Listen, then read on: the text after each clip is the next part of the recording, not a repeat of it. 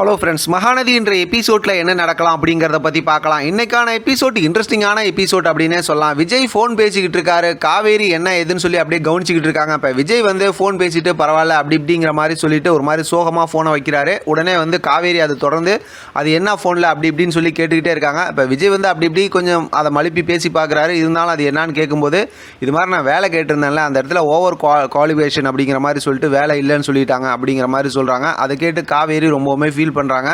நீங்கள் வேலைக்கெல்லாம் போகணுமா அப்படி இப்படின்னு சொல்லிட்டு ரெண்டு பேரும் மாற்றி மாற்றி பேச ஆரம்பிக்கிறாங்க. இன்றைக்கான எபிசோடில் பார்த்தோம்னா விஜய் காவேரி பேசிக்கிறது, அந்த பாசமாக இருக்கிறது, எமோஷனல், ஒருத்தர் மேலே ஒருத்தர் அக்கறை காட்டுறது, அதெல்லாம் பார்க்க ரொம்பவுமே அழகாகவும் ரொம்ப சுவாரஸ்யமாகவும் இன்ட்ரெஸ்டிங்காகவும் இருந்துச்சு. ஒரு கட்டத்தில் பார்த்தோம்னா ஃபோன் வருதுன்னு சொல்லிட்டு விஜய் ஃபோன் பேசுறதுக்காக வெளியில் எந்திரிச்சு போகிறாங்க. அப்போ அங்கே பர்ஸு கீழே இருக்கிறத பார்த்த காவேரி அதை எடுத்து பார்க்குறாங்க. பர்ஸுக்குள்ளார ஒரே ஒரு 500 மட்டும் இருக்குது.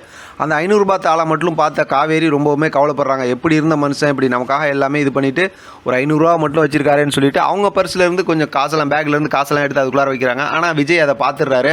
உடனே வந்துட்டு இது என்னது உனக்கு அப்படின்னு சொல்லிட்டு அந்த பணத்தெல்லாம் எடுத்து கொடுத்துட்டு, நான் வந்து வீட்டை விட்டு வெளியில் வந்தாலும் என்கிட்ட அந்த கார்டு, என்னோடய பர்சனல் அக்கௌண்ட்டில் பணம் எல்லாமே இருக்க தான் செய்யுது, அதனால் வந்து அப்படிலாம் நீ ஃபீல் பண்ண வேணாம் அப்படிங்கிற மாதிரிலாம் பேசுகிறாங்க.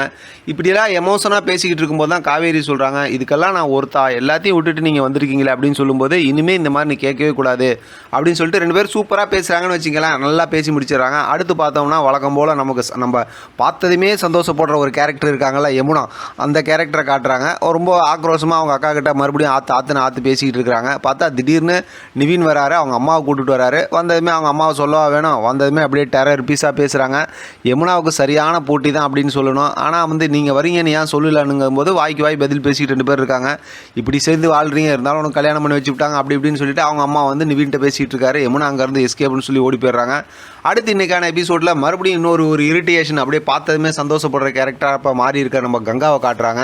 கடையில் பார்த்தா குமரன் எப்பவும் போல் யதார்த்தமாக பாட்டு கேட்டுட்டு ஜாலியாக தான் தையல் தைச்சிக்கிட்டு இருக்கிறாரு. ஆனால் கங்கா ஆரம்பித்து பேசுகிறாங்க பாருங்கள், சம்மந்தம் இல்லாத டாப்பிக்கெலாம் பேசி அவங்க சொல்ல வர அந்த கான்செப்ட் என்னென்னா, அதாவது பருத்தி மூட்டை குடோன்லேயே இருக்கலாமே அப்படிங்கிற மாதிரி தான் பேசுகிறாங்க. எல்லா விஷயமும் பேசி முடிச்சுட்டு, நீங்கள் வீட்டுக்கு மூத்த மருமகன் விஜய்க்கு பின்னாடி போய் நின்று ஈன்னு இழிச்சிட்டு பேசாதீங்க, நாளே வார்த்தை நச்சுன்னு பேசணும், நீங்கள் எதுவும் வந்து சேவம் செய்யக்கூடாது, நீங்கள் ஒன்றும் வேலைக்காரர் கிடையாது, அப்படி இப்படின்னு என்னென்னமோ பேசுகிறாங்க. இதெல்லாம் வந்து நம்ம டேரக்டர் சொல்லி கொடுத்ததை பேசுனாங்களா, இல்லை இவங்களா இடையில கொஞ்சம் எக்ஸ்ட்ரா பிட் எதுவும் போட்டுக்கிட்டாங்களான்னு தெரில. இப்படியெல்லாம் வந்து யாராவது நினைப்பாங்களா, பண்ணுவாங்களா? குமரனுக்கு அவர் என்னெல்லாம் செஞ்சார், ஒரு நியாயமாக யோசிக்க வேணாமா அப்படிங்கிற மாதிரி தான் இருந்துச்சு இன்றைக்கான எபிசோடில்.